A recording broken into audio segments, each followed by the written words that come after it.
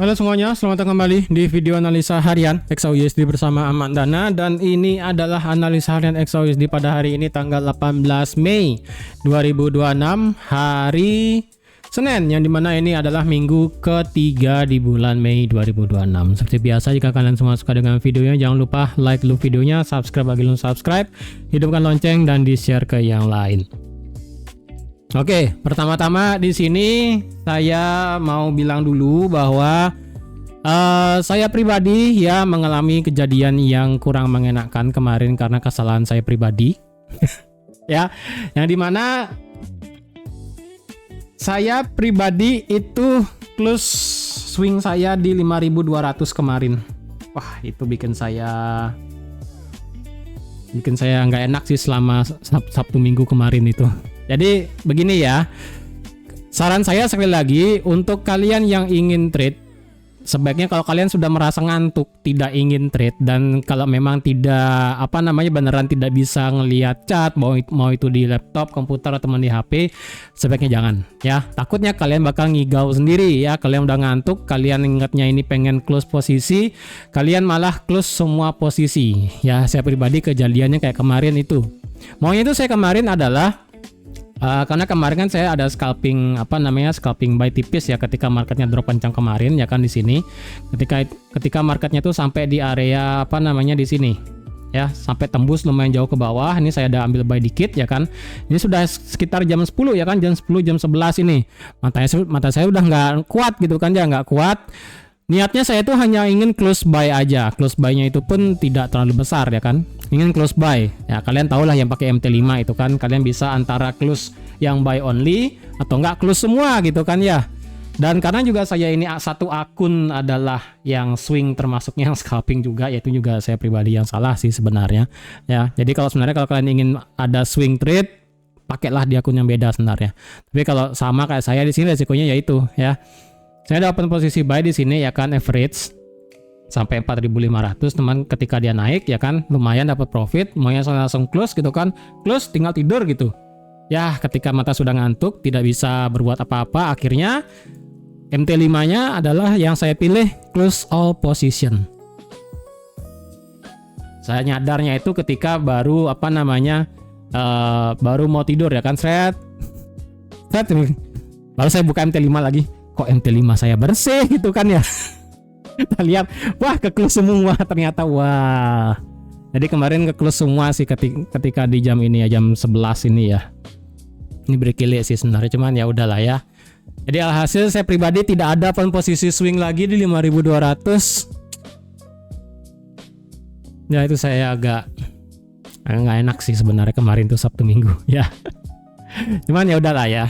Nah sekarang kalau kita lihat dari segi pergerakan gold sekarang, ini merupakan drop yang sangat luar biasa kencang akibat seperti yang sudah saya infokan kemarin ya, yang dimana pergerakan gold minggu lalu itu disebabkan oleh concern dari yang pertama Kevin Wars itu sendiri, yang kedua adalah data inflasi di Amerika itu sendiri, mau itu data inflasi, mau itu data inflasi yang konsumen ataupun yang produsen, sama-sama membuat yang namanya kenaikan ekstrim, sehingga concern terhadap inflasi yang bertujuan untuk yang namanya potong suku bunga itu menjadi naik ya.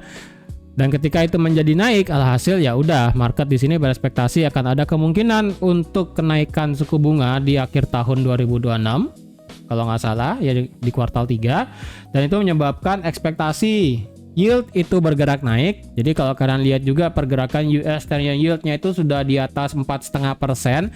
Ini sudah rada gila sebenarnya ya. Jadi di hari Jumat kemarin itu marketnya di US 10-year yield sudah terbang di atas 4,5%, dan ini sekarang US 10-year yield naik di atas 4,6%, yaitu ada di high tanggal 21 Mei 2025. Ini agak gila sih sebenarnya ya, dan ini kemungkinan yield akan masih bisa naik cukup tinggi sampai ke 4,7%. Dan kalau dilihat ketika yield naik itu seharusnya mendukung untuk indeks dolar bergerak naik, dan kalau dilihat juga berarti ada kemungkinan indeks dolar akan bisa nutup gap sisanya yang ada di kisaran di kisaran angka 99,5 ya. Ini kan sisa lagi dikit nih. Oke, lagi dikit, 9,4 sampai 9,5. Jadi karena US yield-nya naik cukup ekstrim nggak pakai obat, ya, diikuti oleh juga US yang 2 tahun. Sebenarnya kalau 2 tahunnya bergerak naik, coba kita lihat yang 30 tahun ya. Kalau yang 30 tahun seharusnya juga sama-sama naik sih. Ya, yang 30 tahun juga sama-sama naik. Dan ini kenaikannya bisa dibilang all time high, mendekati 5, berapa ini? 5,178. Jadi sepertinya, oh bukan, ini bukan all time high ya, sorry. Jadi ini adalah high yang ada di Oktober 2023 kemarin. Jadi semua treasury ya ataupun imbal hasil obligasinya itu naik semua. Mau itu yang 2 tahun, 10 tahun dan juga yang 30 tahun. Mau itu tenornya yang jangka pendek sampai yang sangat panjang di 30 tahun, semuanya naik akibat dari ekspektasi suku bunga yang naik di tahun 2026 ini. Semuanya naik ya, yang 2 tahun naik, 10 tahun, bahkan yang 30 tahun ini ya yang tenornya yang sangat jauh, 30 tahun ini naik semua di atas 5,14 sekarang ya, mendekati high di Oktober 2023 di 5,178. Jadi kalau sampai tenornya yang 30 tahun ini terbang tinggi di atas 5,4% di sini ya, yang dimana ini adalah high di Juni 2007 sebelum krisis keuangan global, ya kan? Jadi kalau kalian ingat krisis keuangan global itu kan terjadi pada saat tahun 2008 ya kan. Jadi ini adalah high sebelum yang namanya krisis finansial global yang ada di tahun 2008. Ya, ini kan di 11 Juni tahun 2007. Jadi kalau dia memang naik sampai sini, akan ada berarti harga bond ataupun harga obligasi di Amerika itu bakal turunnya ekstrim. Jadi kalau mengalami penurunan ekstrim karena yieldnya yang naik, kemungkinan akan ada kejadian luar biasa sih ke depannya ya. Entah, nggak tahu. Ya, karena sekali lagi ini yield 30 tahun lumayan tinggi.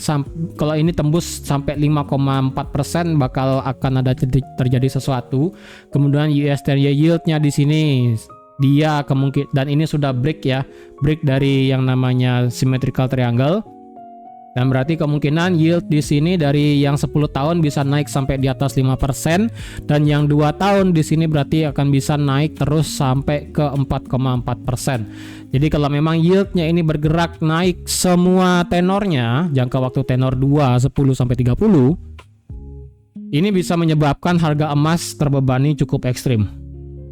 Ya, walaupun sebenarnya kita juga melihat situasi di geopolitik sekarang masih tidak ada kejelasan, yang dimana ini ditunjukkan oleh harga pergerakan minyak untuk sekarang ini adalah bukan mendekati sih ya, masih stay di atas $100. Jadi kalau dilihat di sini berarti pergerakan goldnya akan sangat terbebani dari 2 sektor. Yang pertama dari minyak itu sendiri akibat dari ketidakjelasan geopolitik, yang kedua adalah dari harga yield ataupun imbal hasil obligasi Amerika yang tenornya yang sangat pendek sampai yang sangat panjang. Ya, dari yang 2, 10 sampai 30 tahun semuanya naik semua. Alhasil ya udah, ketika semuanya ini bersatu untuk melawan gold, akhirnya tumbanglah ini gold, yang dimana ini adalah aset tidak memberikan return dalam hal investasi. Ya, karena sekali lagi kita tahu gold ini adalah aset safe haven ya, tidak ada yang namanya keuntungan jangka panjang kalau dilihat ini sebagai investasi ya, tidak seperti itu.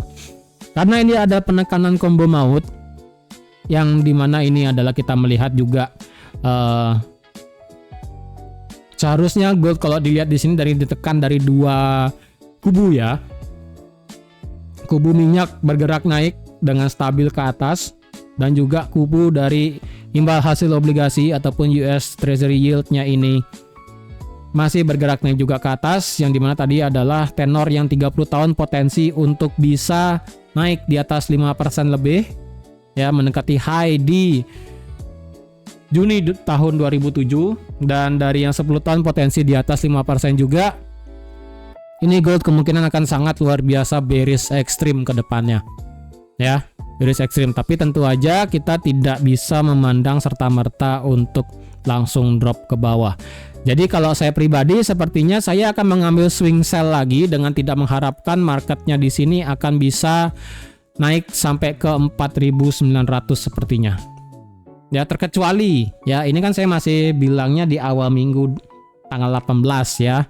Terkecuali semisalnya dalam perjalanan selama sisa bulan Mei ini, ya berarti sisa lagi 1 minggu, kita mendapatkan direction ataupun arah yang jelas dari semisalnya concern yang pertama adalah geopolitik. Kalau misalnya geopolitik ini memang masih in play ataupun masih menjadi faktor penentu pergerakan emas pada ya bulan inilah, bisa dibilang ya, bulan Mei.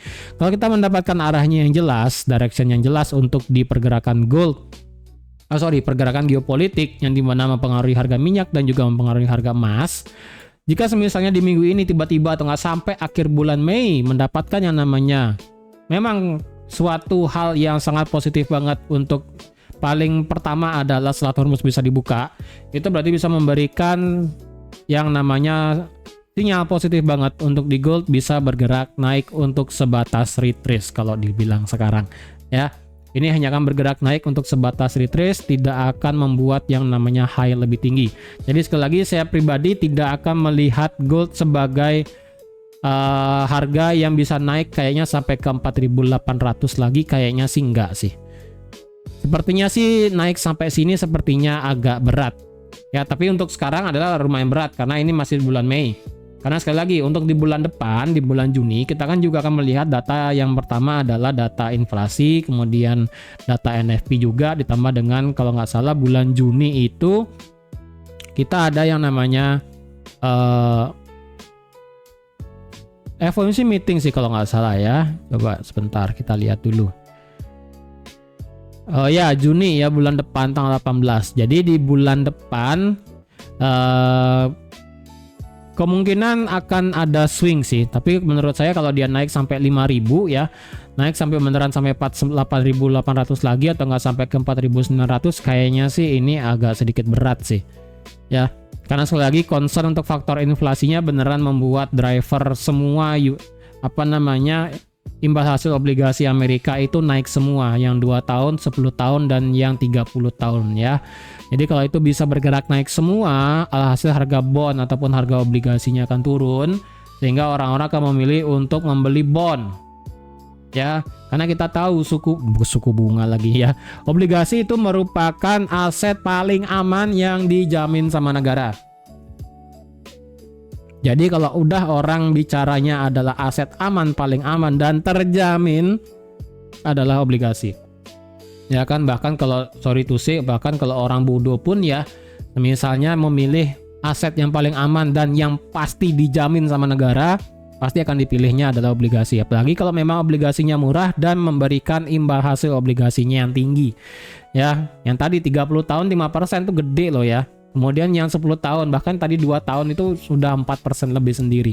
Jadi sudah hasilnya gede, dijamin sama negara, yang tidak bisa dibilang tanda kutip tidak akan rugi ya bahasanya. Ya orang yang paling orang bodoh pun pasti akan memilih obligasi ya kan. Cuman sekali lagi, kalau duitnya banyak ya paling enak ke sana ya kan. Tapi kalau misalnya kayak kita di sini, retail di sini ya pasti memilihnya aset-aset yang lain. Ya kan, jadi kalau duit-duitnya yang gede bakal lari ke sana. Hasil ya udah, emas tidak akan yang namanya memiliki sinarnya lagi ya, tidak akan dilirik lagi. Oke. Nah, itu dulu intermezzo di awal ya kan, dimulai dari itu dan semuanya pergerakan emas sekarang ya kan. Jadi supaya kalian tahu apakah akan ada kemungkinan naik sampai ke 5.000 lagi. Kalau sekarang jujur saya rada pesimis banget.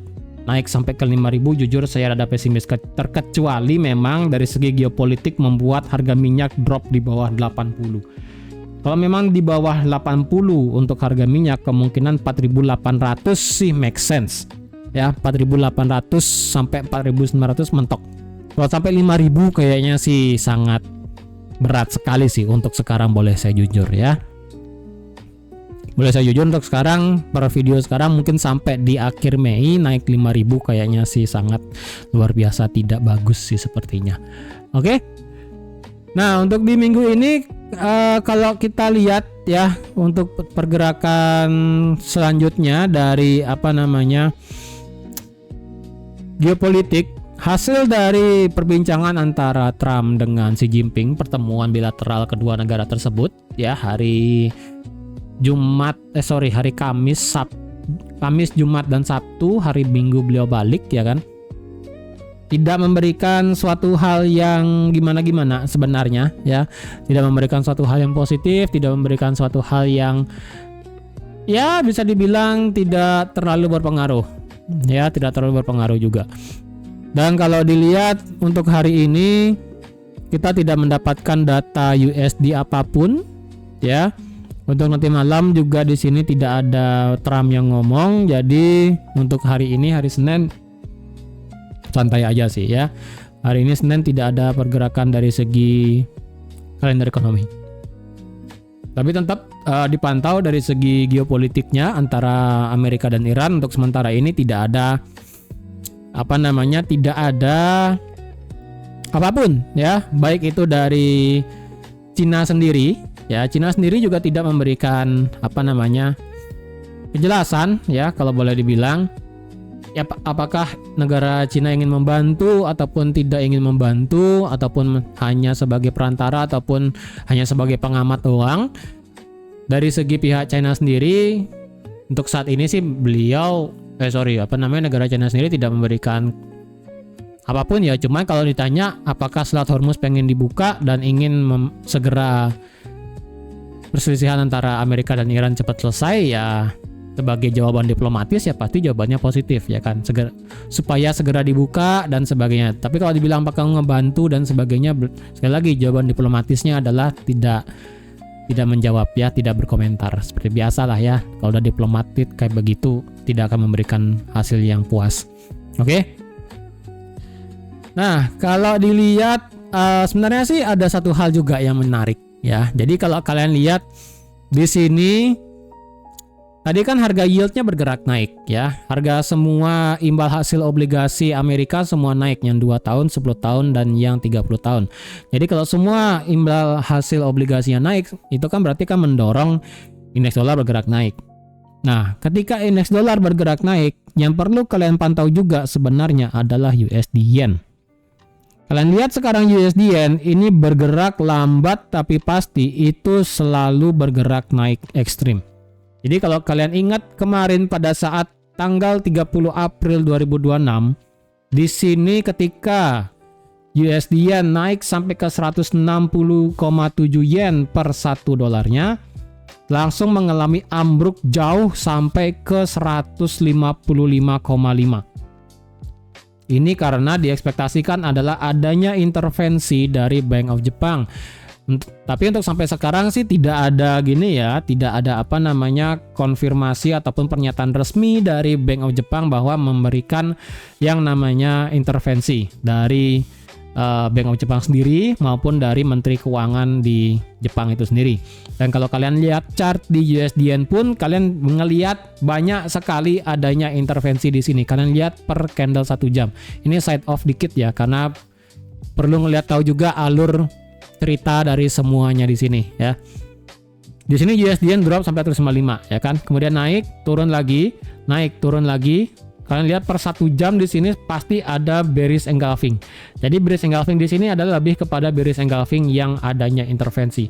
Bahkan bearish engulfing terakhir adalah di sini, hari Kamis jam 21. Ini bisa dibilang sebagai intervensi terakhir dari mungkin Ministry of Finance ataupun Menteri Keuangan atau enggak dari Bank of Jepang itu sendiri. Dan sekarang ini sudah bergerak lambat tapi pasti meninggalkan area 158 dan kembali lagi mendekati 160 yen per 1 dolarnya. Jadi kalau dilihat di sini ya, pergerakan ekstrim dari indeks dolar yang sangat luar biasa bergerak ekstrim akibat dari yieldnya yang bergerak gila ya kan. Ini juga ngedorong USD Yen bergerak naik lagi hampir sampai 160. Jadi nggak tahu deh, jika misalnya ini ke depannya USD Yen naik sampai 160 yen per 1 dolar, kemungkinan sih skenario terburuknya adalah akan adanya intervensi kedua dalam kurun waktu paling cepat, ini berarti nggak sampai 1 bulan ya kan. Akan ada intervensi lanjutan dari Bank of Japan ataupun dari Menteri Keuangan di Jepang itu sendiri. Dan alhasil kalau misalnya kayak kemarin, maka kita akan mendapatkan harga gold akan bergerak naik lagi seperti terakhir adalah di sini tanggal 30 Aprilnya. Ya kan, naik langsung dari 4.542 sampai 4.645, naik 1000 pips sendiri. Ya, itulah yang mengakibatkan marketnya muter, ya kan, market forex-nya berputar, USD dibuang akibat dari intervensi, ya udah langsung ini bergerak naik marketnya. Ya, semuanya bergerak langsung instan. Jadi jangan salah, ini kalau misalnya marketnya rada gila ke depannya di sini, jujur ya ini kemungkinan akan ada banyak pergerakan gila sih, ya. Jadi kalau dilihat di sini dengan pergerakan gilanya indeks dolar, ini jujur akan membawa cerita agak sedikit berbahaya ke depannya. Ya, jadi tadi sudah saya katakan di awal, kalau kita melihat adanya imbal hasil obligasinya itu sangat luar biasa ekstrim, berarti kan harga bond akan sangat luar biasa nyungsep.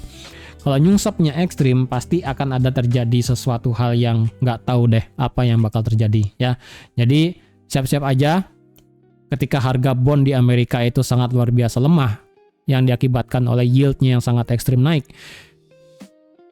akan terjadi sesuatu yang sangat hebat ke depannya. Jadi siap-siap aja ya. Oke. Jadi ini belum sampai kandisan dulu ya. Ini kalian perlu melihat konteks makro dulu ya. Untuk dari segi COT sendiri ya, ini ada satu hal yang menarik sebenarnya untuk dari COT Gold sendiri ya. Jadi kalau boleh saya bilang untuk COT Gold sendiri, untuk dari gold sendiri ya, minggu lalu di sini kalau boleh saya bilang yang lucunya adalah para smart money ataupun para duit besar itu menambahkan posisi long sebanyak 7.000 ya, hampir 8.000 nambahnya. Dan di sini net postnya pun juga bergerak naik menjadi 171.000 yang mengakibatkan open interest naik sampai di atas 375.000 ya. Ini non komersial naik sampai ke hampir 8.000 ya long kontraknya, sedangkan dari segi komersial menambahkan short kontrak 10.000. Jadi kalau dibilang di sini smart money-nya masih bertaruh harga bisa naik. Ya, minggu lalu sih dengan penurunan ekstrim sampai di 4.500 masih berharap harga bergerak naik sih. Cuman ketika kita melihat smart money di sini banyak banget yang naruh long kontrak di sini untuk bisa bergerak naik goldnya, kemungkinan akan ada sedikit pergerakan perlawanan gila sih kayaknya di sini. Oke? Ya, itu. Nah, sekarang kita akan baru breakdown ke analisa teknikal. Oke, jadi kalian sudah tahu, paham konteks makronya ya kan, kenapa ini bergerak dan update-nya. Sekarang baru kita ke analisa teknikal. Oke, kita cek dari segi, sebentar ini saya hapus-hapus dulu ya, karena ini kan berarti marketnya sudah lewat semua. Oke, yang di atas di sini karena ini sudah terlalu jauh, saya hapus. 4850 OB 49 ini saya hapus dulu, ini OB saya delete karena sudah terlalu tinggi. 4835 ini candle nggak punya ekor, hapus saja, sudah terlalu tinggi, sisanya ya udahlah. Oke, kita ke weekly. Nah, di minggu lalu saya infokan bahwa jika semisalnya kita mendapatkan body candle close di bawah 4613, maka kecenderungan di minggu depan akan langsung bergerak drop ke bawah, dan alhasil ya udah, minggu lalu itu marketnya bisa dibilang langsung tutup di bawah 4613 ya kan. Alhasil hari Senin sekarang market dibuka langsung ke bawah. Jadi bayangin untuk pergerakan hari ini ya, itu dropnya sudah sejauh minus 1,32%. Ya, itu sudah turun hampir 600 pips sendiri. Dan apakah akan ada penurunan lebih lanjut lagi ke bawah? Ya, kita lihat aja lah. Tapi yang penting ini hari Senin dibuka, marketnya langsung ngedrop ke bawah dan itu sudah make sense. Dan sekarang sebenarnya di sini adalah dari segi goldnya sendiri bukan bertahan sih. Lebih tepatnya adalah sekarang berada di area titik krusial dari time frame weekly. Kenapa? Awalnya saya kira adalah di sini ya. Awalnya saya kira adalah ini sebagai area resistance become support dari segi time frame weekly. Kalau saya mau lebih presisikan adalah di sini. Ya, kalau saya mau lebih presisi. Cuman kalau dilihat sendiri ya kan, pada saat drop kemarin di tanggal 16 Maret dia kan tutup di bawah nih. Tutup di bawah, kemudian alhasil pada minggu tanggal 23 Maret yang kita tahu marketnya pergerakannya gila ya kan, drop jauh sampai 4089, kemudian ditutup doji. ya, marketnya di minggu selanjutnya tutup di atas resistance become supportnya. Nah, sekarang sebenarnya di sini kalau boleh saya bilang, apakah di sini memang menjadi titik resistance become supportnya yang bagus dari segi gold atau tidak gitu kan ya? Karena dari segi weekly-nya kita melihat memang ada satu market berhenti di sini kan. Dia berhenti di sini. Oke, dia kan naik nih. Naik, berhenti, bisa dibilang, kemudian baru dia naik lagi. Nah, kalau kita lihat dari segi line chart, memang dari segi line chart di sini kita masih yang dimana marketnya itu masih respect dari yang namanya resistance become support versi line chart di sini. Ya, dan apakah potensial dengan dia berhenti di sini, marketnya justru akan bisa melakukan kenaikan? Menurut saya lebih kepada reject doang. Kalau ditanya potensial dia dari sini ya, dari sini dia langsung bisa bergerak naik sampai yang saya bilang di awal sampai 4.900. Untuk sekarang sih berat. Ya, tidak ada faktor yang sangat mendukung ini bisa bergerak naik sebenarnya. Jujur ini sangat berat sekali. Ya, untuk sekarang sih jujur ini berat sekali kalau dibilang apakah dari sini dia bergerak naik sampai sini, jujur rada berat. Oke? Jujur nih rada berat. Tapi kalau misalnya memang didukung oleh data, geopolitik dan sebagainya, make sense. Tapi kita tidak bisa menerka masa depan, ya kan? Jadi kalau misalnya memang di sini dia berhenti dan bisa naik sampai 4.900, ya udah. Ya udah sih, itu aja ya kan yang bisa saya bilang. Yang penting adalah dari segi weekly sekarang marketnya di sini berada di titik krusial. Apakah ini akan break pada minggu ini atau tidak? Jika semisalnya jika kita mendapatkan weekly close candle di bawah area kota ini, kalau boleh saya bilang adalah kalau boleh saya kasih satu angka yang bisa saya kasih dari segi weekly adalah 4.000 berapa ya? Kalau saya pakai 4.500 kemarin sempat drop.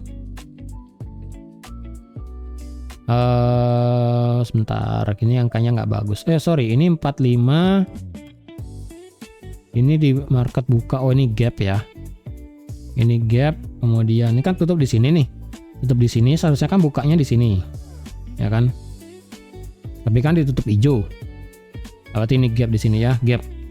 Berarti kalau boleh saya bilang dari segi weekly-nya adalah berarti 4.500. Ya.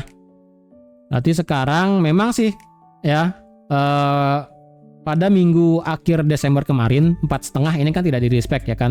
Tembus, balik lagi, tembus lagi baru dia terbang. Nah, untuk sekarang sih kita bisa pakai 4,5 lah ya. 4,5 kita akan jadikan sebagai warning ataupun sinyal tembok apakah ini akan bisa tutup di bawah 4,5 atau tidak. Jadi jika semisalnya kita mendapatkan weekly close di bawah 4,5 berarti ini akan menjadi trigger.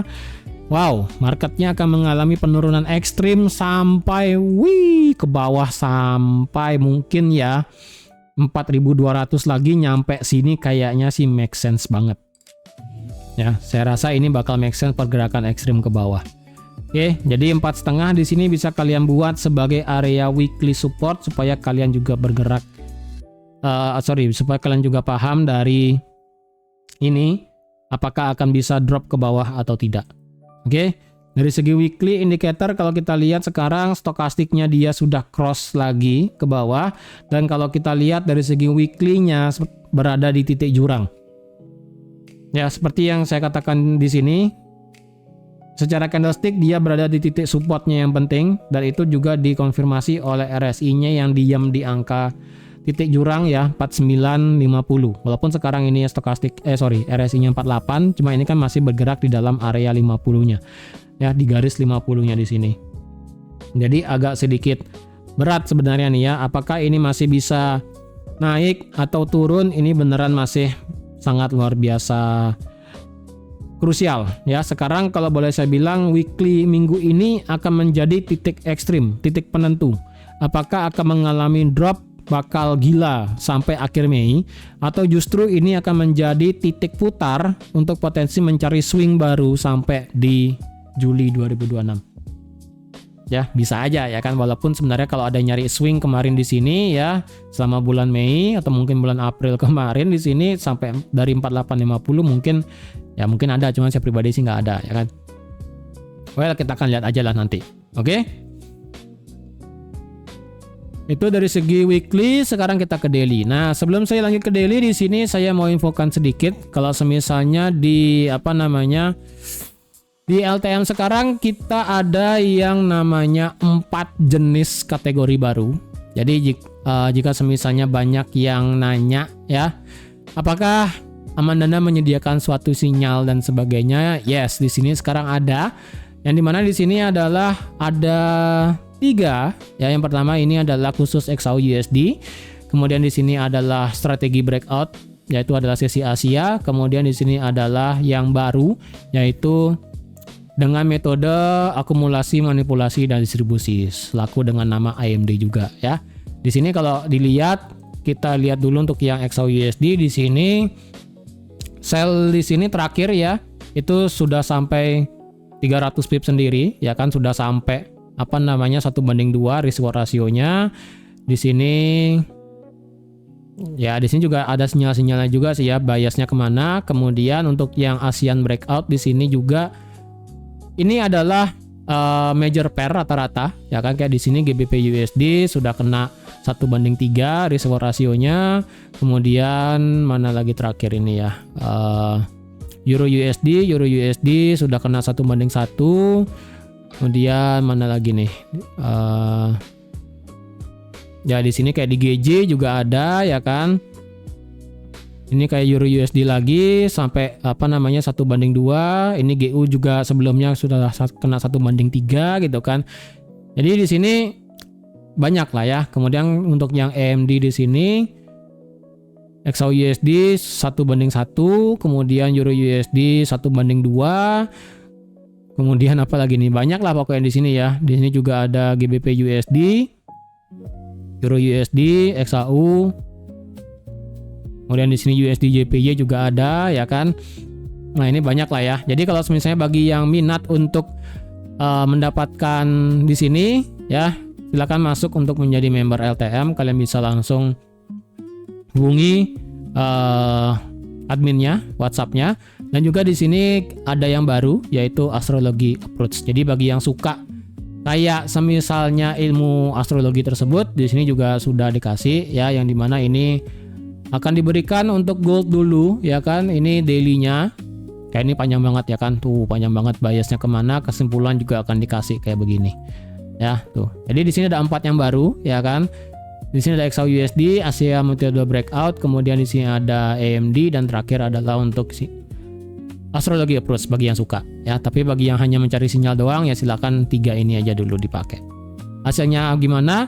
Sesuai backtest hasilnya bagus ya. Nanti kalian bisa baca pin pesannya di sini ya kan, kayak di sini misalnya XAU/USD Approach. Nanti kalian bisa baca pin pesannya di sini, kalian boleh download hasil backtestnya. Di sini juga sudah dikasih tahu bagaimana performanya dengan backtest dan sebagainya. Oke, yang penting semua sinyalnya ini sudah teruji dengan valid melalui backtest. Ya, oke, lanjut lagi dengan kita di daily. Oke, untuk di daily sekarang bagaimana? Karena kita sudah mendapatkan yang namanya break dari low di sini, oke, ya low di sini sudah di break. Berarti secara biasnya sekarang kita adalah bearish, back to bearish sebenarnya. Hanya saja dari segi areanya sendiri sekarang ini berada di dalam area yang penting. Entah dari segi daily dan juga weekly sama-sama memasuki area yang penting. Ya. Jadi kalau dilihat sekali lagi weekly dan daily ini pergerakannya sama-sama diem di area penting ya kan. Jadi dari segi daily sekali lagi ya, yang saya buat ini kan awalnya dia di sini di kisaran harga 4550 ya kan. Tapi dari segi daily yang sudah saya buat kemarin terakhir itu adalah sebesar ini sebenarnya ya. Jadi dari sini ya kan sampai sini. Nah, Jadi untuk mencari amannya adalah sama 4.500 akan menjadi titik putar dan juga titik penentu dari XAUUSD. Kalau kita mendapatkan candle daily close yang pertama bisa tutup di bawah 4.500, ini akan menjadi trigger yang sangat kencang, marketnya akan turun sampai ke 4.400 bahkan sampai 4.300. Apalagi kalau ditambah minggu ini tutup di bawah 4.500 ya, wah itu akan sangat gila sekali sih sebenarnya. Oke. Jadi untuk sekarang dari segi daily sama seperti di weekly, berada di dalam zona yang sangat luar biasa penting di sini ya.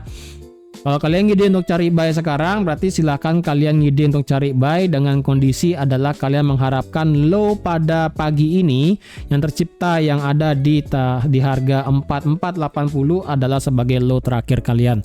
Jadi kalau kalian ingin cari buy, pastikan kalian cari buy dengan konfirmasi yang bagus, dan kalau kalian ingin ngide cari buy untuk cari swing, pastikan stop loss taruh di bawah low pada hari ini.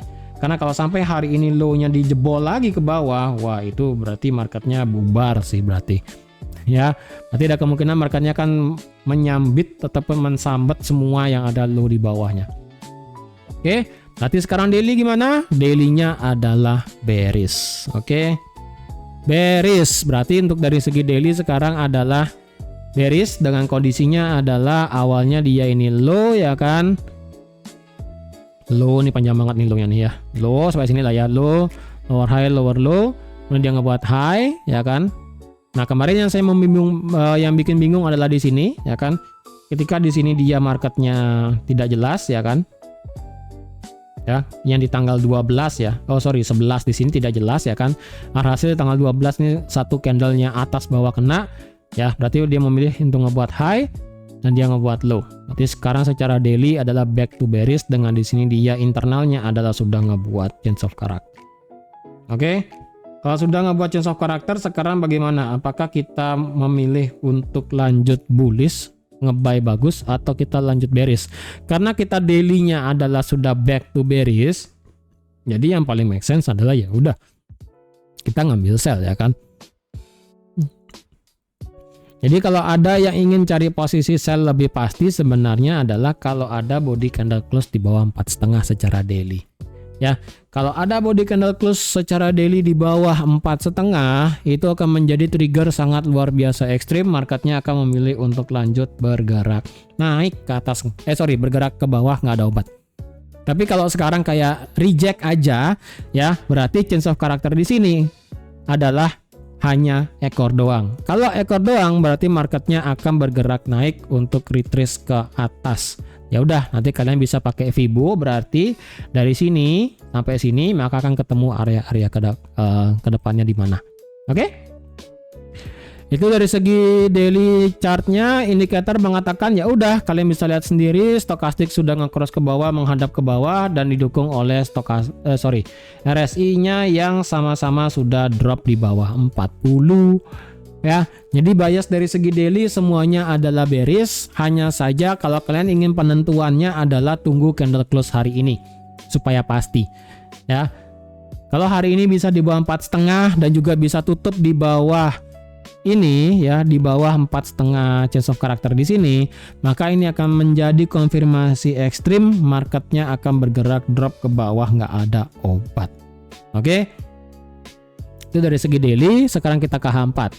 Untuk di H4 sekarang pergerakannya adalah tetap bearish ya, tidak berubah karena ini sudah change of character. Dan sekarang secara H4 kita mendapatkan yang namanya lower high, paling dekat itu adalah di sini. Ya, paling dekat itu adalah di sini. Jadi kalau semisalnya kita mendapatkan harga break di atas 4566, maka akan ada potensi marketnya akan bergerak naik untuk mengalami retracement ke atas. Ya. Walaupun secara H4 jika semisalnya marketnya break di atas 4566 karena dari segi daily-nya adalah bearish, berarti kemungkinan ini kenaikannya tetap hanya akan dipandang sebagai bearish retracement ke atas saja. Oke. Secara H4 untuk masalah support resistance ini masih sama ya kan. Yang paling gampang, paling ketara adalah di sini. Ya, ini udah nggak ada obat, ini kalian bisa lihat 4645, 4650 ya. Pokoknya area inilah 46 sebagai angka psikologi juga ya kan. Jadi kalau misalnya nanti marketnya ini bisa retest ini lagi ya kan, kalau misalnya dia memang naik, coba kita ukur pakai fib ya. Dari sini sampai sini ya udah naik lagi dikit lah ya, 4660 ini 61,8-nya. Jadi kalau memang ini bertujuan dia change of character tipis ya kan, dia naik sampai sini, terjadi pembalikan lagi sampai sini bisa. Tapi ini kan masih jauh banget ke atas ya kan. Terus kalau sekarang secara H4 kita masih bearish ya udah. Kita sebenarnya dari segi H4 ini barusan nge-sweep low yang ada di sini ya. Ini low di hari Selasa ya. Ini sudah di sweep nih. Jadi potensial dia reject berarti ada nih ya. Tuh kan kena kan pas banget tuh 4480. Ini harganya 4482. Kena dar langsung bergerak naik reject ke atas. Kalau kayak gini bagaimana? Apakah kita bisa ambil posisi yang bagus atau tidak sebenarnya ya? Kalau kita lihat ya dari segi H4 kita juga bisa marking satu area sih sebenarnya ya yang ada di sini. 4521. Ini kan awalnya sebagai area ini kan support ya kan, dari segi line chart juga sama tuh ya. Jadi kalau dari segi H4, kalau semisalnya kita mendapatkan body candle close ini H4 ya kan, ditutup di bawah 4520 lah let's say ya. Angka genap aja lah pakai ya, 4520. Kalau misalnya H4 bisa tutup di bawah 4520, berarti akan ada kecenderungan berarti marketnya akan lanjut bergerak bearish ke bawah lagi. Jadi kalau gitu, wah langsung naik. Baru juga saya bilang apakah bisa naik di atas. Harganya lagi 12 menit tutup H4 ya. Sorry ini bukan M5 nih salah. Ini H4 ya. Lagi 12 menit tutup H4 marketnya langsung reject naik. Buset pelit banget ini marketnya. Jadi kalau H4 di sini kalian ngelihat H4-nya tutup di atas 4520 berarti potensial marketnya akan reject ya. Jadi kalau H4-nya reject ke atas, kalian lihat faktor kalian lihat harga 4566. Kalau misalnya dia harga bisa balik di atas 4566, berarti akan terjadi change of character, dan kalau terjadi change of character, marketnya akan bisa lanjut bergerak bullish. Bullish untuk retracement doang ya. Di sini juga ada satu immediate H4 ya kan 4580. Jadi kalau dilihat ini berarti untuk cari aman buy ya sebenarnya ya, karena ini adalah H4-nya masih bearish banget ya. Kalau kalian ingin cari buy, counter buy, tunggu H4 minimal change of character dan nabrak 4580. Memang itu kelihatannya jauh banget ya kan, lagi 500-600 pips sekarang nih, buset kencang banget nih udah ya. Tunggu dia naik ke atas, reject, kemudian retest dari change of characternya, nanti kalian bisa untuk cari buy-nya. Nah, untuk H4 di sini fair value gap paling dekat adalah di sini. Ya, fair value gap paling dekat di sini. Jadi paling amannya tunggu change of character, nabrak 4580 karena 4580 mepet dengan fair value gap, biarkan dia masuk ke dalam fair value gap, retest, baru nanti kalian bisa cari buy-nya. Kalau sekarang cari buy ya masalahnya kalian ngelawan time frame daily dan H4 itu doang ya. Indikator mengatakan H4 apakah potensial terjadi bullish divergence? Ya potensialnya ada dari segi stokastik dan juga dari segi RSI. Tapi ini H4 kan perlu panjang ya kan. Ini baru H4 satu doang candlenya. Jadi potensi ini bergerak naik. Dan ini juga potensi ngebuat high juga ya. Tapi di sini dari segi line chartnya dia ngebuat yang namanya low. Ya potensi H4 terjadi bullish divergence bisa jadi ya. Ini. Jadi silakan kalian pilih ya. Ingin masih cari buy atau cari sell? Ya, saya pribadi untuk sekarang sih masih prefer cari sell sebenarnya. Oke? Itu dari segi H4. Sekarang kita ke H1. Nah, menariknya dari segi time frame H1 adalah kita mendapatkan banyak area liquidity di sini. Oke? Jika misalnya H4 adalah high di sini sebagai change of character, untuk dari segi H1 di sini sebenarnya bisa saya bilang sebagai trendline liquidity di sini. Nah ini ya sebagai trendline liquidity di sini, ini banyak banget nih ya. Dan kalau dilihat berarti untuk masalah base di sini ada base-nya kecil ya kan. Di sini ada H1 base, tapi kalau dibilang apakah ada order block-nya ataupun area supply-nya, originalnya sih di sini ya sebenarnya. Originalnya sih di sini. Originalnya sih di sini nih, gede nih. SWOT tuh ya, di sini sebenarnya. Ini sini sebenarnya sebagai apa namanya? Original area order blocknya. Karena kalau kalian lihat ini kan H1-nya ya. Ini H1 tetap bearish ya. Ini untuk masalah semua time frame kayaknya ini bearish semua sih seharusnya ya. Ini semua time frame seharusnya bearish semua. Ya, ini dia ngebuat low, lower high, lower low, lower high. Lower low, lower high ya kan, dan lower low jauh sekali. Nah, memang ini kan terakhir sebagai lower high-nya ya kan. Lower high dan kemudian drop. Dan di sini juga kalau dilihat adalah marketnya secara H1 tadi adalah membuat breakout structure, tapi breakout structure-nya hanya sebatas ekor doang. Buset, langsung 4533. Wah, gila sih ini. Dia sekalinya nge-sweep langsung terbang naik. Ya. Ya udah, ini secara H1 selama dia tidak break di atas 4566, ya udah ini maka masih dianggap sebagai area ini akan masih dianggap sebagai bearish. Oke? Dan kalau kayak gitu, apakah kita langsung bisa cari sell di sini? Masalahnya H4-nya ya kan, ini H4 lagi 8 menit nih. Kalau H4-nya di atas 4520, kemungkinan dia akan bergerak naik sih. Tapi kita juga perlu lihat ya, apakah ini naiknya memang naik atau hanya kondisinya adalah dia kondisi sideways dan potensi ngebuat liquidity panjang lagi sampai sini. Ya. Kalau dia ngebuat liquidity panjang ya kan, wah ini sakit sih sebenarnya ya. Karena sekali lagi H1 kan begini nih. Set. High, low, low, lower high, lower low. Potensi ngebuat lower high lagi di sini ya kan.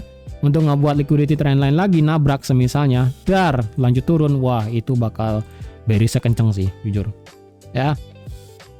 Jadi kalau Anda mau cari buy sebenarnya kayak begini skenarionya. Biarkan liquidity habis, nabrak supply, nabrak EVG H4, retest, change of character, dar, baru dia bisa cari buy.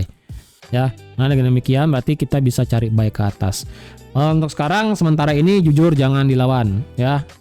H1 kalau kita lihat H1 sebelumnya ini memang bullish divergence dan ini bullish divergence juga sudah running ya. Bullish divergence sudah running. Jadi kalau dilihat apakah ini bullish divergence-nya masih bisa berlaku?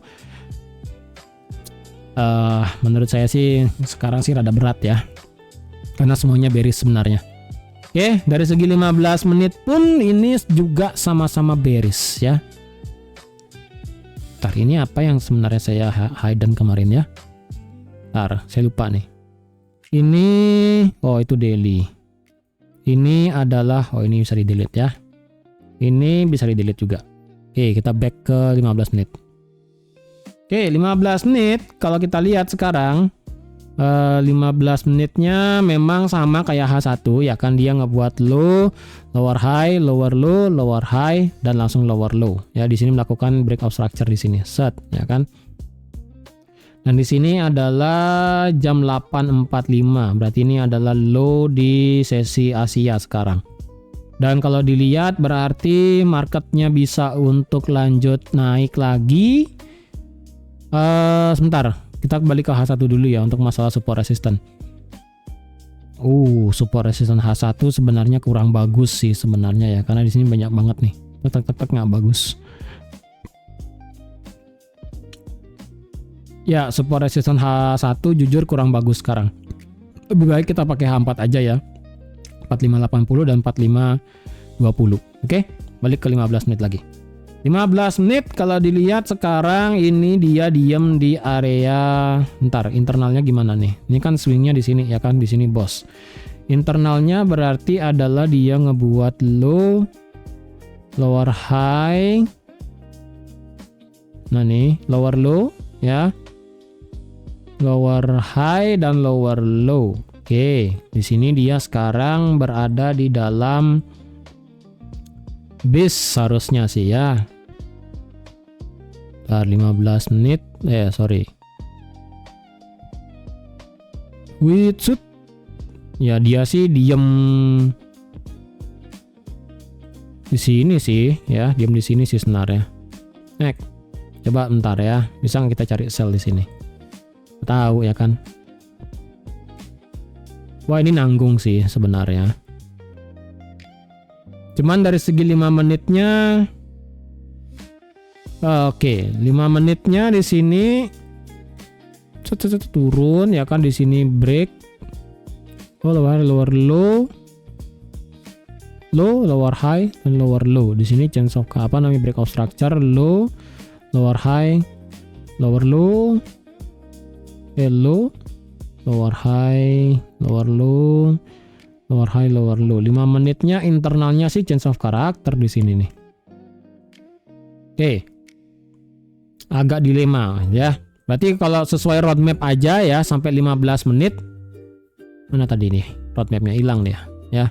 Ini berarti kalau sesuai roadmap adalah semuanya beres ya.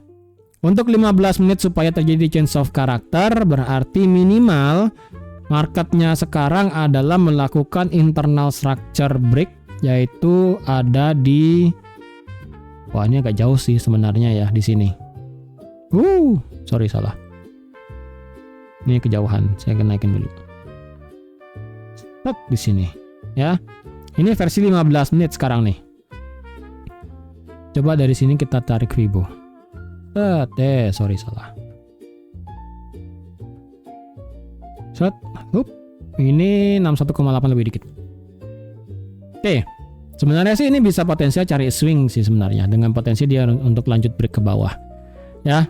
15 menit ini sekarang adalah masih bearish dengan dia tidak break di atas 4555 ya. Untuk 5 menitnya ini adalah bullish ya. Untuk 5 menit kenapa dia bullish? Karena di sini terjadi change of character di sini. Ya. Jadi internalnya sudah change of character. Supaya inline dengan 5 menitnya change of character, berarti sekarang 5 menit kan begini nih. High, low, high. Ya. Jadi kalau mau menunggu 5 menitnya supaya terjadi break of structure change of character lagi, untuk sekarang sih di sini. Cuman kan kayaknya bakal jauh sih, ya. Kalau kayak jauh begini sepertinya akan sulit. Dan justru 5 menitnya kayaknya akan ngebuat high baru sih. Ya. Jadi di sini kayaknya nggak akan ada change of character. Kemungkinan 5 menitnya bakal begini nih. Jadi kalau misalnya semuanya inline supaya bearish semua ya kan. Ini high, ini low, ini high. Dia ngebuat low baru di sini ya kan. Dia ngebuat high. Dia ngebuat high, dia ngebuat low, dia ngebuat high lagi. Nabrak sampai liquidity trend line-nya yang H1 tadi. Dia break change of character di sini. Nanti baru kalian bisa cari sell. Retest kayak beginilah, set turun. Jadi untuk sekarang untuk cari sell agak terlalu cepet ya, mungkin tunggu aja lah ya, tunggu dia ngebuat high lebih tinggi lagi, mungkin nabrak